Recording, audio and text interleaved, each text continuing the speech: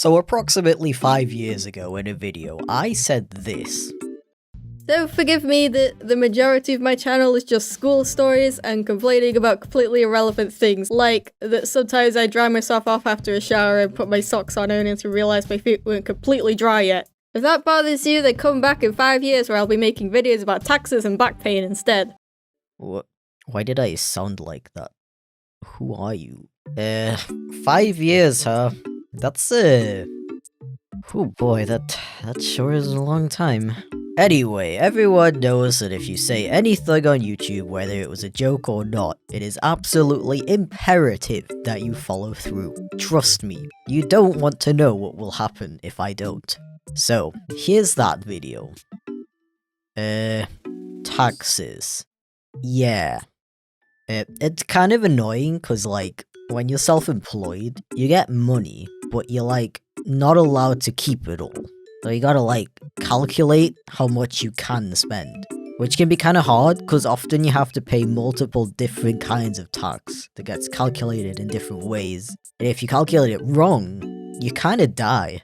Personally, I have this debatably irrational fear of waking up one day to find a massive bill in my mailbox which drains me of absolutely everything I own. And this is kinda what paying taxes is like to me. I can make an estimate for how much I owe, and even overestimate, but there's always gonna be this worry in the back of my mind like, what if I buy myself that game, but then I find out that I miscalculated or forgot about something and now I'm in minus?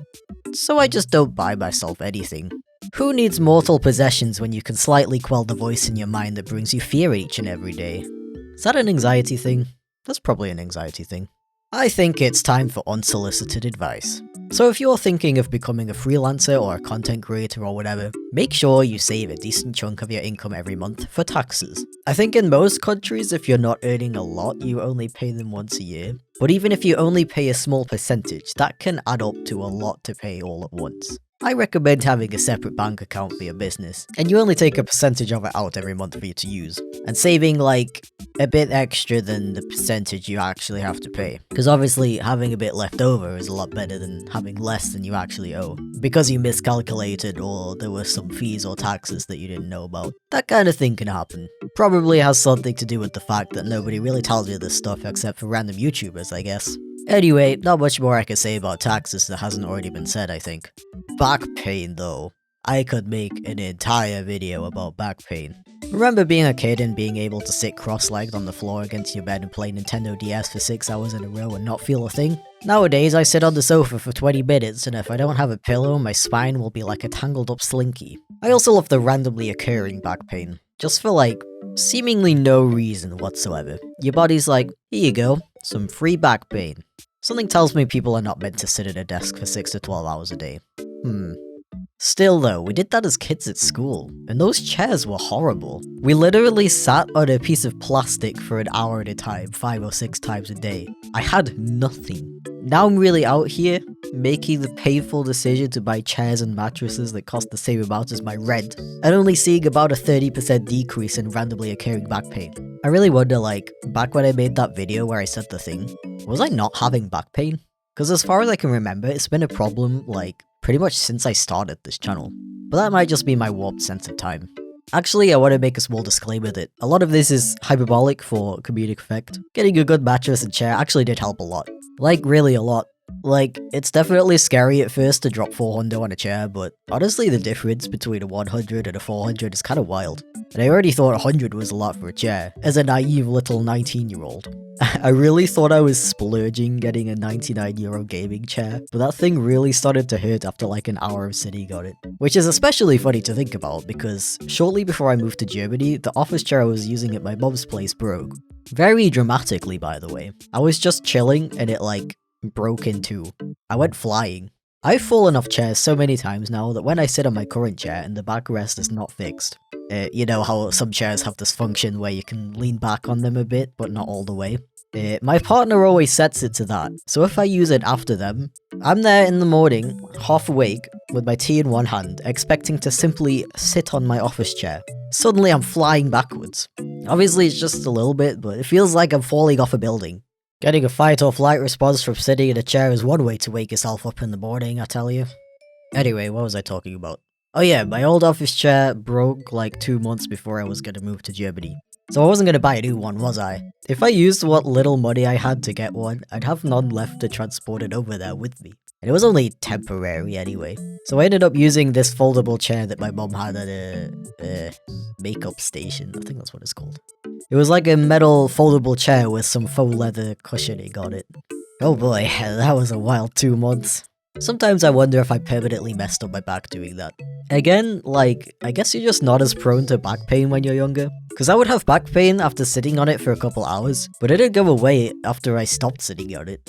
It's not like now where it just materializes and no amount of stretches or expensive chairs or laying at a 180-degree angle makes it go away. I have to just painfully await my freedom.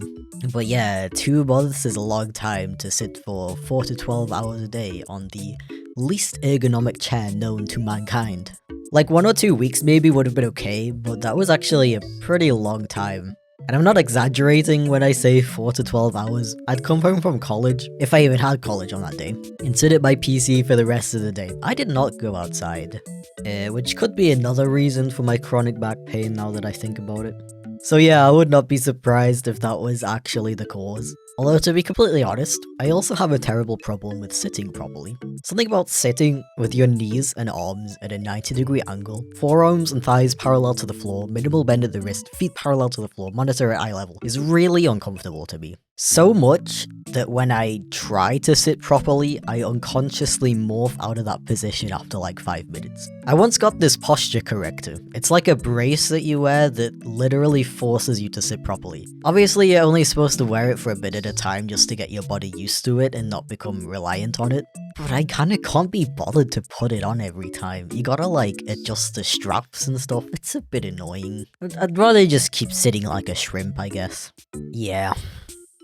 5 years since I said I'd make this video, huh? Not gonna lie, I kinda forgot why I even made that comment. Did I think 26 is old? I'll be 31 in 5 years. Honestly, that doesn't seem old to me at all. It probably did when I was 21, but I think once you pass 25, your perception of age changes a bit. Like, I feel like I have more in common with a 31-year-old than a 21-year-old, even though the difference is the same. Probably has something to do with the fact that your brain is done with most of its development around the age of 25. It's not really that deep of a thought knowing that. I wonder what kind of videos I'll be making 5 years from now. Not gonna lie, I don't know for sure if I'll still be making Chipflake videos. It's not even really about the lack of ideas. Honestly, I feel like I have enough ideas to last a lifetime. It's just that you never know if you're gonna lose your passion for it eventually. Although, if you'd have told me 7 years ago that I'd still be doing this, I don't know if I would have believed you. It feels really long to think about 7 years into the future, but into the past, it doesn't feel that long ago. I don't know. Chipflake is one of those things that I'm kinda just gonna continue doing as long as I want to, really. So, what am I gonna be making videos about 5 years from now? It's genuinely hard for me to say, but I'm gonna predict that they're gonna get more abstract and weird. As I get older, I tend to worry less and less about if people are gonna like what I make. What are some stereotypes about 30-year-olds, though? Okay, so apparently, according to definitely reputable sources, 30-year-olds complain about being old, never leave the house, and own a lot of cats. So I guess I'll see you in 5 years. I mean, I'm gonna have a new video out in a few weeks, and I'm not just gonna stop for several years. You know what I mean.